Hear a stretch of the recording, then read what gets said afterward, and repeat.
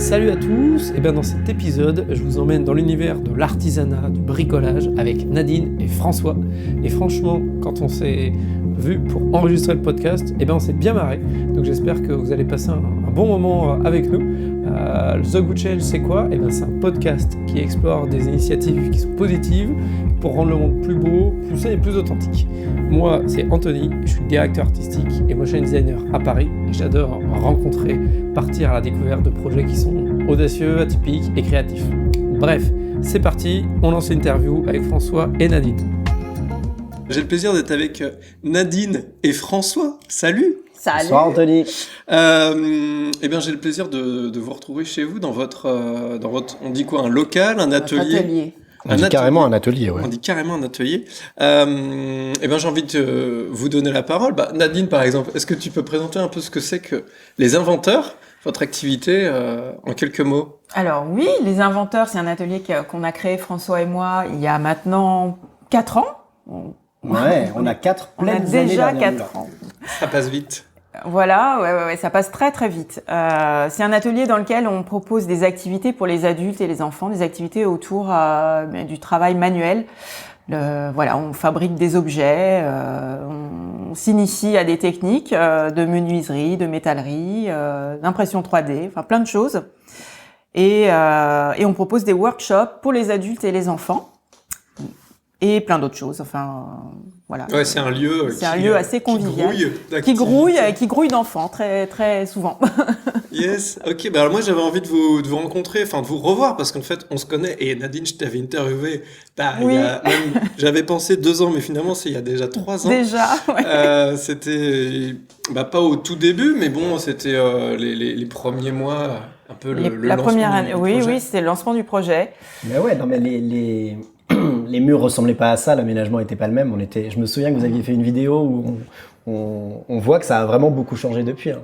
Et moi, c'est ça qui m'intéresse aussi parce que j'ai fait des interviews avec des gens qui se lancent et puis là l'idée aussi c'est de faire le point ensemble avec des gens qui ont déjà lancé une activité après on va dire un switch, hein. Il y a eu un peu une reconversion, on fera un petit volet là-dessus sur votre parcours d'avant et puis voir aussi comment une activité s'installe dans la durée avec les opportunités, les difficultés, etc. et de voir un peu aussi l'esprit de la maison, quoi. Ouais. Ça, l'esprit de la maison, c'est la partie la plus facile à décrire. C'est qu'on rigole bien et qu'on est content de faire ça. Ça se ressent en tout cas. Est-ce que vous pouvez me faire un rapide tour d'horizon de votre vie d'avant, on va dire, et un peu comment ça s'est opéré, l'idée de se lancer dans une activité plutôt manuelle, en contact avec les gens, et puis de manière, on va dire, plus détendue que dans un bureau classique. Alors pour nous, c'est un bon exercice que tu nous demandes là, parce que il faut qu'on sache bien présenter notre activité et bien la vendre. Donc allons-y. Lance-toi, jette-toi. Je me lance. En fait, les inventeurs, c'est un projet de reconversion pour Nadine et pour moi. Ça correspond ni à notre formation ni à notre parcours jusque-là. Moi, je faisais des ressources humaines et toi, Nadine, tu fais du marketing. La communication, ouais. La communication. J'ai jamais bien saisi la nuance entre les deux. C'est pas pareil. On fera peut-être un podcast de 2h30 pour ça, on en parlera. Et on invitera d'autres gens. Voilà. En tout cas, on faisait des boulots qui étaient tous les deux assez sédentaires et des travails de bureau. Et moi, c'était en plus Tu as fait ça combien de temps? Moi, j'ai fait ça une dizaine d'années, un peu plus de 10 ans. Et moi, plus de 15 ans. Avec un soupir sur oui. la fin. Oui, sur la fin, comme on dit, oui, sur la fin. Moi, ce job de DRH, c'est aussi un boulot qui a la particularité d'être pas très funky, c'est-à-dire que j'inspirais plutôt des relations d'inquiétude pour les gens avec qui je bossais. Quand le DRH t'appelle et que tu décroches, c'est rarement pour te dire genre ouais cool, on va faire une pétanque. C'est l'annonce des mauvaises nouvelles. Ouais, c'est les mauvaises nouvelles ou en tout cas c'est des trucs à fort enjeu. On va parler de salaire, on va parler de contrat de travail, on va parler de et puis c'est un peu une incarnation de l'autorité, tu vois, c'est un représentant du patron. Toi, t'en avais marre d'incarner ce... Mais non, mais c'est épouvantable, il faut pas faire ça, en fait. Ne le faites pas. Ne le faites pas, non, mais j'espère que vous allez être nombreux à entendre cette injonction-là, ne faites pas ça. Et puis il faut arrêter de trouver ça super d'être le chef des autres, quoi. C'est épouvantable. Et donc plus ça devenait clair pour moi, plus ça devenait invivable. Moi, j'ai pas envie que les gens aient peur de moi. J'ai pas envie que dans une entreprise il y ait des relations de pouvoir, de soumission. Ça m'écœure, ça m'épouvante. Ça devrait pas être ça la vie. Et donc je me suis dit on va faire autre chose. Enfin, je vais faire autre chose. Alors juste, du coup, toi, quand tu t'es lancé là-dedans, tu savais tout ça ou tu l'as découvert sur le tas en fait, sur le terrain? Quand je me suis lancé dans le job RH, Mmh. non, bien sûr, j'en savais rien du tout. C'est pas du tout un job par choix. À aucun moment tu te dis quand t'es petit et que t'as 12 ans, qu'est-ce que tu veux faire plus tard? DRH, tu sais même pas ce que ça veut dire, tu sais même pas que ça existe. Donc non, moi j'ai fait du droit parce que je trouvais ça cool et que je me disais ouais, je fais du droit. Moi. Voilà. Et puis parmi les différentes matières, le droit du travail était celle qui m'intéressait le plus et je me suis retrouvé là-dedans un peu par une succession de hasards. De choix un peu ou de choix mous en tout cas. Mm. Le changement, c'est le moment où je me suis rendu compte qu'en fait, il faut que quelqu'un le fasse. Non, c'est pas vrai en fait. Il faut pas aller travailler dans une entreprise et avoir peur de son patron. Il faut pas le faire. Donc du coup, je me dis, je le fais plus. Point. Et ils se démerderont sans moi. Et Là, je veux tu pas t'es le senti savoir. comment quand tu t'es On ne décidé pas l'entreprise, parce que vu ce que tu viens de dire. Si, je peux dire du mal d'eux. Non. Mais tu t'es senti comment quand tu t'es décidé à 100% ok, c'était une fini? sensation de survie plutôt. Ah ouais, survie carrément. Ouais, j'avais pas il y a plein de gens qui m'ont dit waouh, c'est une décision super courageuse, tu dois être fier et tout. Et en fait, j'avais pas du tout le sentiment d'avoir fait un truc courageux dont je serais fier. J'avais juste l'impression de m'être mis à l'abri.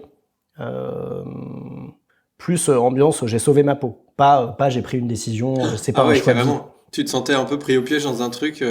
Dans les flammes de l'enfer. Ouais. Voilà. Il ressort des flammes de l'enfer. Ah. Il est là autour de nous. Si je me casse pas, je me réincarne en plaque d'égout. Donc. Mais t'as pas fait ça. Donc je me suis cassé. Et du coup, le préambule est un peu long, mais ça explique aussi pourquoi, avec Nadine, après, on a créé ce lieu-là, parce que c'était ça. C'était la seule démarche, c'était de se dire le contre-pied. Le contre-pied parfait, quoi. Le contre-pied parfait, un endroit dans lequel les gens viendraient par plaisir, un endroit dans lequel les gens viendraient sans qu'on les force, et dans lequel ils viendraient faire des choses qui les épanouissent, qui les rendent meilleurs. Voilà. Qui les fasse grandir. Qui les fasse grandir. Et du coup, dans le cheminement de cette idée, au début, je m'étais pas dit que j'allais ouvrir un atelier de bricolage. Je m'étais juste dit que j'allais ouvrir un lieu cool dans lequel les gens viendraient par plaisir. C'était tout. Et j'ai envisagé plein d'idées différentes qui avaient ça en commun d'être un endroit de plaisir.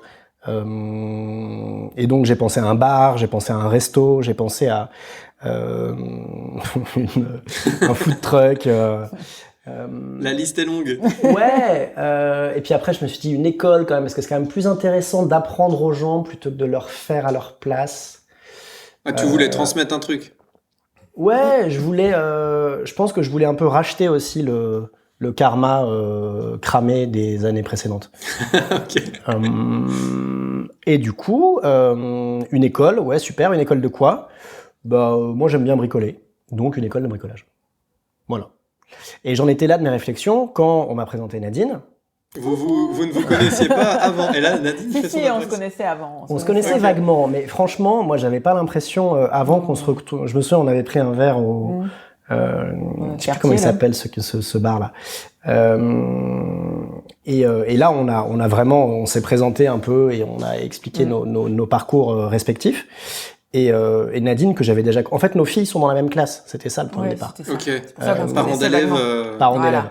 On se connaissait, mais comme des parents de sortie d'école, quoi. Et puis là, moi, je lui explique mon truc. Toi, tu m'expliques que tu étais en train de faire un cheminement parallèle. Voilà, Donc toi, ta réflexion, Nadine, c'était laquelle? C'était pareil. J'en ai eu un moment, j'en ai eu un peu marre de ce que je faisais, voilà, dans ce type d'entreprise, ces grands groupes, un peu impersonnels, un peu, voilà. Et en plus, moi, à la communication, où j'avais des messages très beaux, très, politiques, voilà, tout l'inverse Bien de ce qui lissé. se passait, voilà, bien lissé, de ce qui se passait en vrai, dans la vraie vie de l'entreprise. Il y avait comme un décalage qui m'exaspérait, ouais. Et puis puis j'avais fait mon temps aussi, plus de 15 ans dans cette société Avec, tu m'avais dit qu'il y avait eu des rachats successifs. Oui, en plus, rachats successifs. Au début, tu étais dans une équipe, et puis l'équipe est diluée dans une Et autre. puis voilà, et puis, au fur et à mesure de ma carrière, j'ai été amenée, en fait, toute la richesse de mon métier s'est appauvrie au final, puisque j'ai été amenée à me spécialiser de plus en plus. Et voilà, et ça me plaisait pas. Et donc bilan de compétences, et le bilan a fait ressortir des envies, un peu comme François, de retrouver un peu de sens à ce que je faisais et de me focaliser sur des choses qui apportent du plaisir. Et pour moi, c'était autour des arts plastiques et de l'activité manuelle. Et donc j'avais un projet aussi d'ouvrir mon lieu, mais alors un lieu peut-être un peu plus classique, sur un lieu un atelier d'art, plus classique que François, mais voilà, quand on en a discuté, on s'est dit c'est quand même assez compatible. Pourquoi ne pas lancer un projet tous les deux et une équipe de deux plutôt que deux équipes de un. Voilà. Ouais, c'est ça. Non, mais ça fait une vraie différence aussi parce que quand t'es tout seul, tu te poses plus de questions et des fois tu doutes et ça traîne. Ouais. Alors que quand t'es à deux, t'as deux points de vue, ça peut aller plus vite. Voilà, exactement. Et tu te soutiens quand t'en as un qui est un peu bas, l'autre il remonte le bateau, quoi. Ouais. Bon, quand le bateau il est bas des deux côtés, ça coule, mais en général, ça arrive Non, peu, non, quoi. mais c'est nous depuis 4 ans, on s'en est vachement rendu compte. En apprenant à travailler ensemble, on s'est rendu compte qu'on n'avait pas les mêmes envies au même moment, mais que chacune répondait à l'autre en fait. Et ça, on s'en réjouit maintenant, tu vois, après l'avoir testé. Mais on peut pas le savoir à l'avance. Ouais, on peut pas le savoir à l'avance. Il faut vraiment s'en rendre compte en le disant. Et alors, donc, du coup, là, on se retrouve, donc, on est dans le 18e, près du métro Max Do à Paris. Donc, là, c'est votre lieu de tous les jours, en fait, où vous venez tous les jours animer les ateliers et tout. Est-ce que tu peux décrire? Ah, c'est vrai? Même le week-end aussi? Même le week-end, surtout le week-end. Ah, ils sont hyper motivés, il faut le savoir. Eh oui. Et alors, décrivez-nous un peu ce lieu pour ceux qui nous écoutent, un peu comment c'est organisé, qu'est-ce qu'on trouve comme objet, comme invention. Pour les nombreuses personnes qui nous écoutent. Ouais, pour les millions d'auditeurs qui vont faire exploser ce podcast. En fait, on s'inscrit dans le mouvement des Fab Labs, des Makerspace, de tous ces lieux qui ont des noms anglais pour dire atelier de bricolage. Ouais, tout simplement. mais ça claque moins en français. Ouais, bricolage. C'est ça. Moi, quand on me demande ce que je fais et que je réponds, je suis Fab Manager. Je suis comme un petit. Ouais. Non. Tu dis pas, je suis responsable de bricolage. Non. En vrai, c'est un atelier dans lequel on a aménagé des établis, des machines, des outils, plein d'outillages variés. Il y en a partout, mais c'est très bien rangé. Ah, merci. Merci de me souligner.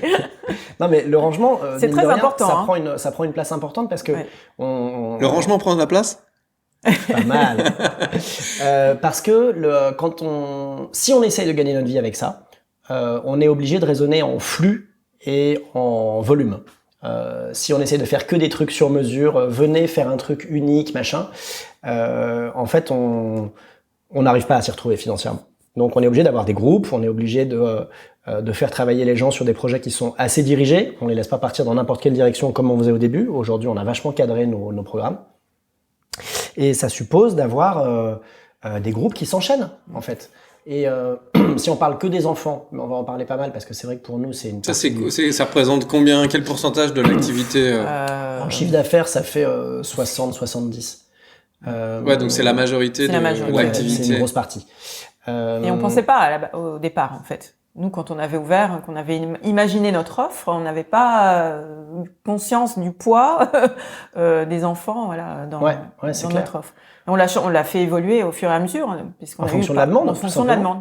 Au début, en fait, on teste, on tâtonne et puis on voit un peu comment ça réagit. On a une idée, tu vois, on a une idée directrice. Au début, on disait, il faut que ce soit un lieu familial, un lieu dans lequel tout le monde est le bienvenu, même si t'es pas un gros geek, même si t'es pas un gros passionné, même si tu sors pas d'une école spécialisée et que tu connais rien et que tu comprends rien, t'es le bienvenu. Voilà, c'était ça. Il y a aussi s'inscrire dans un quartier aussi, prendre une place dans le quartier, d'être visible, de créer du lien social aussi, j'imagine. Tous les habitants du quartier nous connaissent maintenant. Il y a des gens qui viennent taper à la porte pour couper un bout de planche. Il y a et puis on travaille avec l'école du quartier à côté, on fait les tapes. Enfin, oui, on est très impliqués dans la vie de quartier, c'est sûr.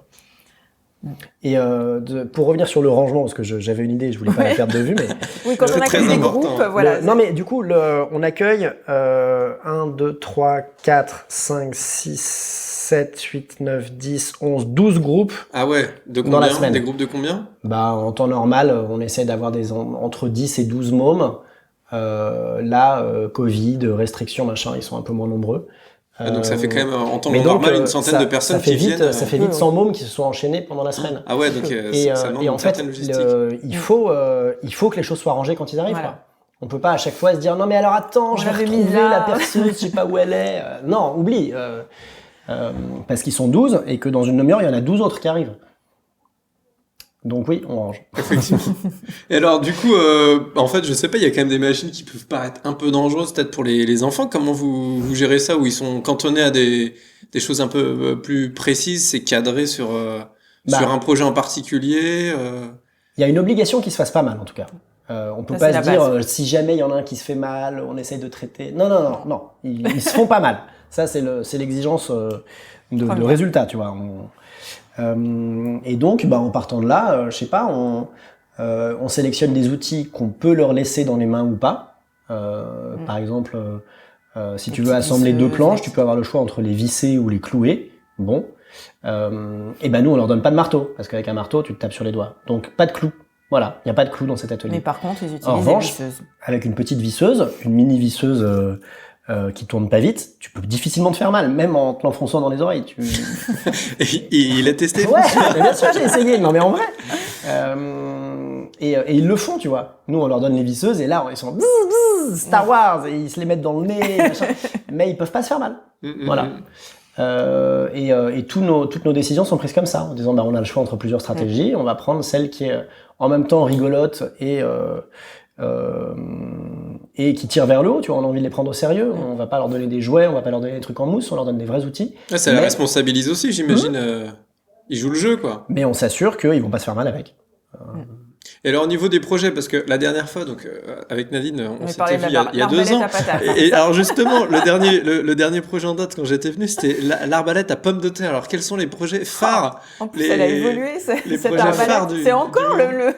Ah non, mais l'arbalète à patates. Je pense qu'on en a fait. C'est impossible de compter, mais on a dû en faire des milliers. Des milliers. C'est vrai. Je sais pas combien d'arbalètes à patates circulent dans Paris. Vous vous êtes forcément pris les pieds dans une à un moment ou à un autre, quoi. On devrait lancer un concours Instagram pour avoir toutes les photos de toutes les arbalètes de Paris. Donc il y en a pas mal en circulation et du coup nous on a envie de continuer à s'amuser. Donc moi c'est un truc, ça me rend fou quand je fais la même chose plusieurs fois, je bug, je peux pas. Donc au bout de ma 10 millième arbalète, ça devient problématique, quoi. Du coup on change les designs, on change les formes, on change les systèmes de propulsion, machin, on réinvente tout le temps. Et du coup, alors quel type de matériaux ici vous exploitez, hein? C'est un peu, j'imagine, un peu tout type, tout type. On travaille beaucoup le bois parce que voilà, on est équipé aussi pour ça. On a des outils pro qui nous permettent de travailler le bois, même avec les enfants. Ici, des perceuses, enfin, on a tout ici.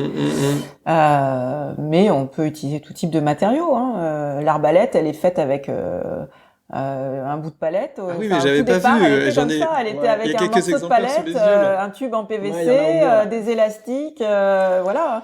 Et là, on a intégré dans le nouveau modèle prototypé une petite pièce qu'on a imprimée avec notre imprimante 3D. Enfin voilà. Donc en plus, on fait. C'est ça l'imprimante 3D là, la blanche. Ah non, c'est ce qu'il y a sur. Ok, donc cette grande cloche en plastique. Ok, parce qu'il y en a partout. Il y en a partout, ouais. Mais donc, on parlait de l'arbalète, mais on a plein d'autres objets phares. Là, depuis la rentrée, on leur a fait faire en grande série aussi des miroirs infinis, qui est un objet que j'avais vu moi un jour en passant dans une galerie d'art. J'avais vu ce truc-là, je m'étais dit mais c'est dingue, à quoi? Mais qu'est-ce que c'est? Mais putain, mais comment ça marche? Et donc après, j'ai creusé, j'ai regardé, j'ai tourné autour. Après. J'ai fait des essais, des prototypes, et puis donc on fait ça avec les mômes ici, là depuis 3 mois, on en a fait pas mal. Où en fait tu réalises une espèce de boîte noire avec une source de lumière à l'intérieur, et sur 2 parois opposées de la boîte, tu mets 2 miroirs qui se regardent, dont l'un est partiellement dépoli. Enfin bon, il faut le voir pour s'en rendre compte. Et du coup, quand tu regardes l'objet, tu vois à l'intérieur une source de lumière qui se reflète sur elle-même à l'infini. Et ça dessine un espèce de tunnel qui va qui disparaît dans la nuit des temps. C'est Mais en fait, assez ma boule. à vous écouter, on sent aussi, bah voilà, le plaisir de créer, d'inventer, j'imagine, choper des idées à droite à Bien sûr, gauche, tout le de temps. les tester. Et ça doit être au quotidien hyper stimulant. Ensuite, voir les réactions. Des fois, il y a avoir des flops, j'imagine. Ah ouais. Oh là là, Tout à l'heure, les parlons-en des aéroglisseurs, flops. putain, c'était pas glorieux. Et quoi, les aéroglisseurs? Ouais. Oui. Je sais pas, il y avait un groupe, ils sont arrivés en retard, ils avaient moins de temps que prévu, on avait que 3 quarts d'heure, on s'est dit, mais en 3 quarts d'heure, qu'est-ce qu'on va faire là? Et je sais pas d'où ça m'est sorti, Ouais, si, on l'avait ces histoires déjà d'aéroglisseurs, voilà, on avait déjà fait des essais, mais genre il y a 2 ans, et là je me suis dit, ah oui, tiens, au fait, fait. On va réessayer. allez, tiens, aéroglisseur. Et c'était navrant. Oh, ça va. Ils Si, ont ça passé un marchait à bon peu moment. près. Ils ont passé un très bon moment. Mais Et puis, l'intérêt, c'est aussi de tester et d'expérimenter. Ouais, ça fait partie du process, Après, bien sûr. si ça marche pas, ben voilà, il faut trouver d'autres solutions, mais on a le temps, hein, donc on plonge, enfin voilà, on teste. on teste, ouais. Et alors, quand on a donc un Fab Lab ou plutôt un atelier de bricolage, Ouais. comme on dit en français, Ouais. du coup, comment sont organisées en fait les journées, le rythme de travail c'est parce que moi, j'ai du Vas-y, mal à allez, me pour toi, projeter. Alors, Parce que tu dis, voilà, on travaille tous les jours et tout, donc est-ce ouais, que on c'est travaille tous vraiment les jours full parce time? que on n'est pas tout le temps en animation avec les enfants et les adultes d'ailleurs, mais Oui, on n'a pas beaucoup parlé des adultes, mais le soir, on reçoit des groupes le d'adultes soir, voilà, qui la viennent faire des journée workshops consacrée aux plus, enfants. Ouais, une journée plutôt consacrée aux enfants, sachant que les enfants, c'est surtout le mercredi et les week-ends qui sont disponibles. Et après, les autres jours de la semaine, comme je l'ai dit, on anime des tapes avec l'école à côté, donc le mardi. Ça veut dire et temps vendredi. d'activité périscolaire Voilà, pour ceux et qui n'ont temps pas d'activité. d'enfants. Périscolaire, voilà. Je découvre. Ouais. Et donc nous ici, on a des élèves, enfin des enfants qui sont inscrits aussi à l'année, donc ils viennent tous les mercredis et tous les jeudis. Donc ce qui fait qu'on est pris le mardi, le mercredi, le jeudi, le vendredi, et donc le week-end où on fait des activités du matin par enfant, plus des anniversaires les après-midi, donc le samedi et le dimanche. Donc en fait, on a le lundi, en gros, de repos, mais bon, comme on a plein d'autres choses à faire à côté de ça, toute la vie d'une entreprise. Hein, donc il y a de Mais la ça fait gestion, plusieurs il y a- fois qu'on jure solennellement qu'on travaillera plus le lundi. Et mais en fait, on travaille quand Et même en le fait, lundi. j'arrive le lundi et je lève le rideau en me disant bon, allez, encore un lundi où je suis là. Et là, je vois que Nadine est là aussi. Je fais, Voilà. bon, bah, voilà. Donc en fait, c'est un rythme très très soutenu, ça c'est sûr. Hein, mais bon, après on s'organise. Vous êtes répartis des tâches en fait ou vous faites un peu Oui, quand même. en plus ou relais moins, ou- ouais. Ouais. Parce que après aussi ça avec s'est votre installé historique, progressivement. votre casquette Oui, puis en fonction d'avant, des- j'imagine vous reprenez peut-être certains rôles. Ouais, tout à fait. Ouais. Suivant nos envies aussi, enfin, les compétences de l'un et l'autre aussi. Moi, j'aime bien vendre. Donc, quand il s'agit d'aller convaincre quelqu'un, moi, j'y vais. Et Nadine Sans me dit rencontre, ouais, hein. écoute, vas-y. Avec le costume cravate ou sans? Bah C'est ça, attends. ouais. Ah, non. Quand il s'agit d'aller faire le mariole et affirmer un truc en disant qu'on sait le faire alors qu'on sait pas le faire, généralement c'est moi.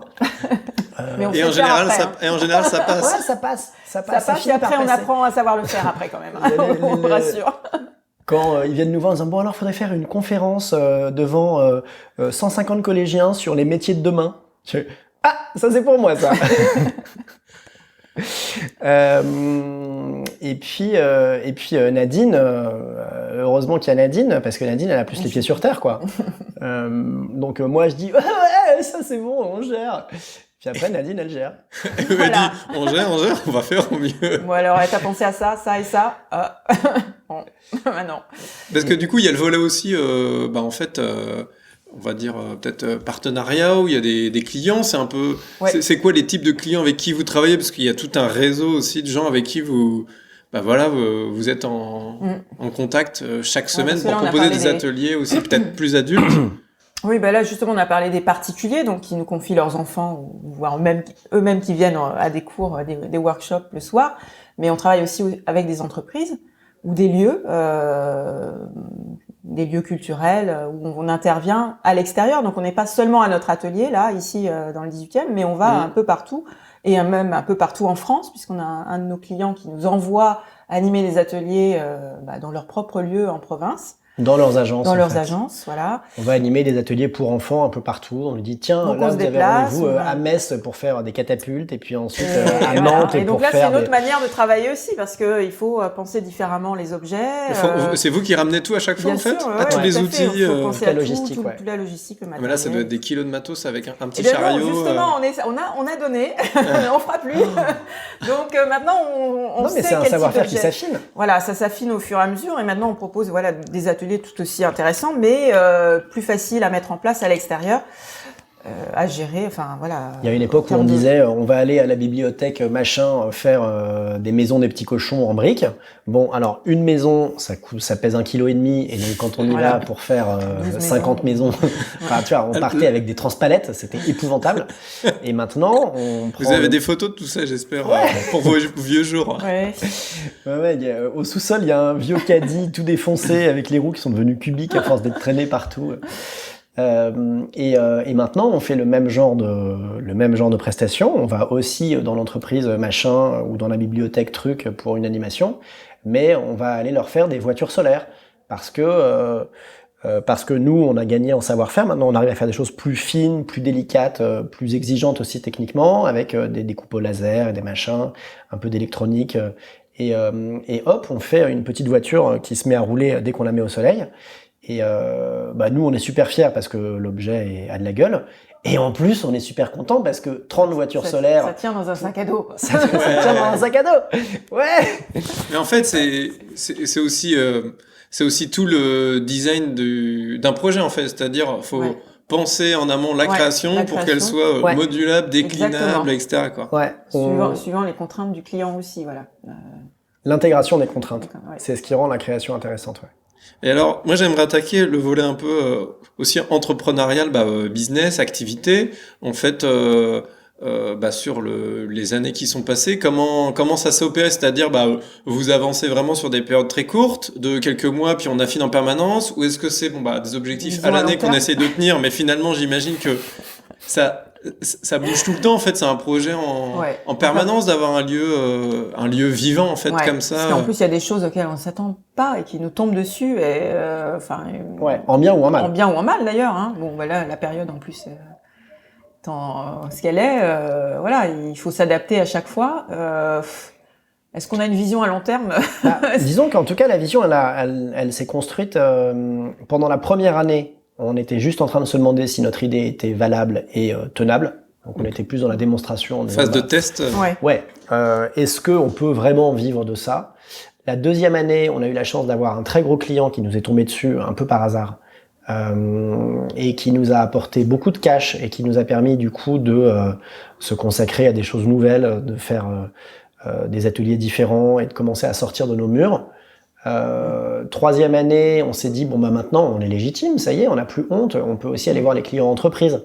Et on s'est mis à faire davantage de team building, d'événements pour des institutionnels aussi. C'est le moment où on a commencé à bosser avec la Cité des Sciences. Oui. Le sentiment d'être un imposteur, c'est un peu estompé. Vous l'aviez au début? Attends. Avec lui. Ouais. Je suis là, je vais donner un cours de menuiserie, j'ai jamais tenu une scie sauteuse. Maintenant, oui, quand même. Mais c'est peut-être ça maintenant, aussi qui est plus facile quand on est à deux, c'est que on se lance un peu peut-être des fois des challenges, des défis, en se disant allez on tente le truc, et c'est peut-être plus facile aussi à deux quoi. En tout cas, ça nous fait rire. Et ça c'est déjà très important. Ouais, parce que moi, si j'étais là et que j'allais voir les gens en disant ouais, je vais vous apprendre ça, alors je sais pas le faire moi-même, et qu'après je rentrais et que j'étais tout seul en train de regarder mes pieds, je me sentirais un peu penaud. Alors que là, je rentre, je dis à Nadine, tu sais pas ce que je leur ai vendu? Et là, on rigole et on se dit alors comment on s'y prend maintenant? Bon, on va trouver un prof, on va trouver une solution, on va trouver un machin, et on avance comme ça. Mais c'est vrai que moi j'appelle Nadine de temps en temps pour prendre un peu des nouvelles, et à chaque fois c'est hyper plaisant parce qu'il y a toujours des nouveautés, on sent qu'il y a une excitation. Non mais c'est vrai, il y a toujours un truc nouveau et tout, et vous êtes pas du tout, on sent pas du tout l'ennui et tout, c'est au contraire l'effervescence, c'est quand même hyper plaisant. Il y a plein de gens qui sont coincés dans un job, même si tout n'est pas rose non plus. Puis on a vu c'est venu au fur et à mesure. Il y a la projection est pas forcément évidente, faut absorber aussi les contextes extérieurs, etc. Ouais. Bref, et mais il y il y a un gros côté ludique, quoi, j'ai l'impression. Mais attends, Il y a mais du jeu. on est dans une chambre d'enfant, là. Franchement, on est dans, tu vois, c'est la chambre d'enfant que j'aurais voulu avoir. Avec des petits pots, avec des petits machins dedans et tout, je peux jouer. J'ai l'impression de venir jouer quand je vais bosser. Mais là, on est de bonne humeur et c'est plaisant cette interview, on rigole. Mais il y a aussi des moments où on est saoulé. Le côté dark. Parlons-en du côté dark. Mais c'est bien. Tu vois, les anniversaires. Un anniversaire, ça veut dire que tu vas accueillir un groupe de 10 mômes pour l'anniversaire de Hugo, 8 ans. S'il nous écoute. Hugo, On te salue. Qui viennent faire des arbalètes. Bon. Et puis il y en a un qui vient le samedi de 14 à 16, un qui vient le samedi de 16h30 à 18h30, un qui vient le dimanche de 14 à 16 et un qui vient le dimanche de 16h30 à 18h30. Donc ça fait 4 anniversaires enchaînés dans le week-end. Et ben quand tu fais un week-end où tu gères les 4 anniversaires, en vrai, ça demande quand même pas mal d'énergie. Et si tu le fais la semaine 1, et puis la semaine 2, et puis la semaine 3, et puis la semaine 4, et puis jusqu'à la semaine 52, ça fait 1 an. Et puis hop, une deuxième année, et puis hop, une troisième année, ça en fait pas mal des anniversaires. Et ça fait Sacré pas mal d'arbalètes, fêtard. quoi. Et donc, et puis il y a un décalage qui existe, quoi. Quand t'as les parents qui arrivent et qui disent « Ah, on vient avec des nappes et des ballons, et c'est le plus beau jour de ma vie !» Et toi, tu leur dis « Non, c'est pas du tout le plus beau jour de ma vie. Le plus beau jour de ma vie, c'était n'importe quand, mais pas là. » Donc il faut continuer à s'amuser, tout en gérant des choses qui sont aussi répétitives et potentiellement lassantes. Et c'est pour ça d'ailleurs qu'on a une exigence qu'on peut pas juste reproduire, parce qu'on deviendrait fou. C'est pour ça qu'on réinvente tout le temps et qu'on teste tout le temps des nouvelles organisations et des nouveaux trucs. On dit, ah tiens, si on faisait des hot dogs, hop. Des hot dogs? Non, mais Bah pendant ouais. les anniversaires, oui. Ah oui. Non, non. Ok. Des hot dogs en bois. Pas de hot dog en bois, mais... et on essaye de se faire rire nous-mêmes, parce que comme ça nous permet de continuer à le faire. Et de chercher des nouvelles solutions tout le temps. Et vous sentez du coup, je sais pas, peut-être une évolution, en tout cas, comment les gens ils observent ça dans notre période où on est à fond dans les technologies, à fond derrière les écrans. Les gens ils doivent vivre ça peut-être comme un peu une sorte de respiration aussi, Ouais, une petite de pause, retoucher ouais. au manuel. Ouais, c'est vrai que c'est une demande surtout des parents. Enfin, c'est vrai qu'on est le seul lieu à faire ce qu'on fait, enfin, je pense, dans Paris. Ouais. Il n'y a pas beaucoup de lieux comme ça. Non, ouais. En Donc France, ça plaît beaucoup, voilà, ça plaît beaucoup aux gens, quoi, de se replonger, voilà, dans des Ouais, choses. on nous le dit beaucoup. Hein. Ben oui. Nos clients, ils nous le disent. Ils nous disent merci, c'est important. La dernière fois que j'ai fait ça, c'était avec mon grand-père quand j'étais petit. On sent qu'on répond à un besoin qui est presque biologique, tu vois. En fait, on a besoin de regarder nos mains travailler. C'est un truc qu'on a oublié. Et puis on a besoin aussi. Alors là, c'est tout à l'heure c'était le moment dark. Là, c'est le moment où je vais vous faire chier avec ma philosophie. Moment philosophie, mais c'est important aussi. Moi, je suis persuadé qu'on a besoin de se confronter à des choses qui nous résistent. Et que si on se confronte jamais à des choses qui nous résistent, on se désagrège, on perd le sens de ce qu'on est en train de faire. Et je pense que typiquement une tablette ou un téléphone, c'est des objets numériques qui ont été pensés par des gens qui veulent nous vendre des trucs, parce qu'on est nous-mêmes le produit vendu. C'est presque des lieux communs tout ça, mais et en fait un jeu sur téléphone, ça a été pensé pour être le plus facile possible, le plus gratifiant possible, le plus vite possible, et que tu aies des satisfactions immédiates tout le temps. Ça a été pensé pour ça. Ouais. Tu cliques sur un bouton et là d'un seul coup t'as ton écran qui s'illumine, t'as des petits cœurs qui tombent, frustré si tu n'es tout se met à vibrer et tout, c'est ouf quoi. Ça joue sur tes mécanismes de récompense tout le temps. Et en fait ça pue. Ça pue des fesses. Il faut pas faire ça. Il faut pas se contenter de se nourrir de bonbons. Il faut aussi, à un moment, ronger un os. On peut pas... Pas mal de métaphores, non? Ouais. Et en fait, c'est ce qu'on fait ici. On ronge des os. On se confronte à des trucs qui marchent pas, qui sont difficiles, qui coupent pas droit, qui prennent du temps. Voilà. Ça prend du temps, Et quoi. On arrive et au bout d'une heure, on se rend compte on a juste fait le début de ce qu'on voulait faire, alors qu'on pensait qu'on l'aurait fini. Et ben non, on n'a pas fini en fait. C'est pas vrai parce qu'en fait la vie c'est ça, c'est des choses qui nous résistent. Et on remet ça au milieu de la table, alors qu'on n'a pas envie de se confronter à cette idée-là. On n'a pas envie de la regarder en face. Mais nous, on la pose là, poum, poser en disant « Haha, regardez, votre truc, il est mal branlé, il est pas droit, il est pas bien. » Et c'est vous qui l'avez fait. Non, mais c'est hyper intéressant. C'est vrai que j'avais pas vu cet aspect de la chose. C'est le moment philosophie de François. Non, mais c'est vrai, c'est ça. Par exemple, en bricolage, bah, moi, je bricole de temps en temps et je peux m'énerver rapidement aussi. Mais tu tires un trait droit et en fait, bah, la lame, elle ne va jamais droit. Il y a toujours un truc. Il y a effectivement de la résistance de la matière qui s'opère aussi, mais il y a aussi un côté gratifiant quand tu arrives à un résultat qui est pas parfait.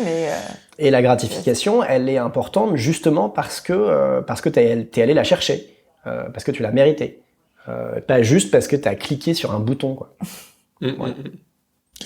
Eh bien, on finira là-dessus. Ouais. Du coup, on va pas inviter les gens à cliquer sur un bouton, ni sur votre page Instagram, ni tout ça, quoi. Ah aussi, ils peuvent aller sur notre Instagram quand même. C'est quoi la récompense? La récompense, pour eux ou pour nous? Pour nous, la récompense, c'est là. C'est, tu vois, on raconte nos vies et nos métiers et on est hyper fiers de les faire. C'est déjà pas mal comme récompense. Et pour nos clients, eux aussi, ils sont fiers de ce qu'ils ont fait quand ils sortent d'ici. Ah oui. Ils sont tous très heureux de sortir d'ici. Hein. Bon, on les invite à venir. Donc, il faut qu'ils viennent, ouais. À venir on dit quoi? Avant 21h maintenant. Aux inventeurs ou à les inventeurs, on dit quoi? Non, tu peux dire chez aux les inventeurs. inventeurs, Chez les inventeurs. Eh bien, vous êtes les bienvenus chez les inventeurs avec Nadine et François. Ils vous accueillent tous les jours. Philippe de Girard. Sinon, déjà, vous pouvez aller voir sur notre site internet. Hein. On peut le dire. Hein. Voilà, si ça vous plaît. Ouais. Et c'était franchement hyper sympa de partager ce moment en mode apéro, très détente. On a essayé de pas faire trop de bruit avec les cacahuètes et la boisson. Là, et les bouteilles. Mais en tout cas, c'était cool. On a quand même fait 36 minutes, donc on a été bavards. Merci pour ce moment. Et puis, je vous souhaite une belle continuation. Merci, Anthony. Au revoir tout le monde. Ciao. Au revoir. Voilà, c'est tout pour cette belle rencontre avec Nadine et François. Franchement, on a passé un super moment, j'espère que ça vous a plu également. Et vous pouvez les retrouver sur internet notamment, donc c'est leur site lesinventeurs.paris ou sinon sur leur compte Instagram Les Inventeurs. N'hésitez pas en tout cas à me donner votre avis sur cette interview, ça permet de m'améliorer. J'ai aussi créé une newsletter dans laquelle je partage toute l'actu, mes découvertes du projet, donc si ça vous intéresse, rendez-vous sur le site thegoodchange.fr. En attendant le prochain épisode, suivez l'actu sur Instagram. Portez-vous bien, ciao!